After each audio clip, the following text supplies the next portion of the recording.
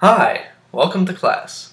I'm Professor NotOne. That's not one, as in I'm not really a professor, this isn't a real class, and I'm not really drinking tea, it's just water. I'm a student at Binghamton University, which today is actually sunny. For those of you who don't know, we had a big flood this week, and we had a rainstorm, and Walmart ended up looking like this. Just so you know, my crayon snapped in half when I made this. We literally had people coming in from town and staying on top of our swimming pool. But they're gone now. At least I hope so, because I'd like to go swimming soon, and as we all know, it's not a good idea to go swimming underneath the beds of several hundred people.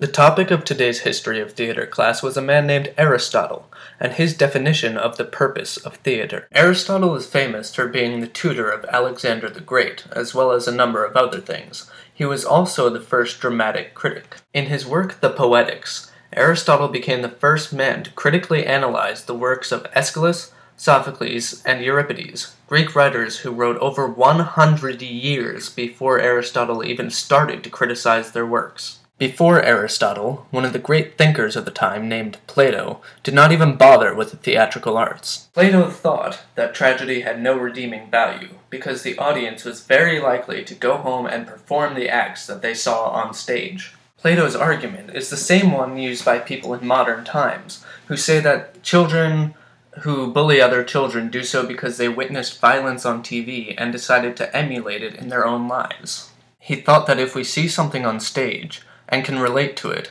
we're going to emulate it despite its extreme portrayal. We're going to want to do similar things in our own lives. This argument implies that when we see a production of Oedipus the King, for example, we're going to want to go home, kill our father, marry our mother, and poke out our own eyes. Aristotle saw that this point of view was a bit extreme.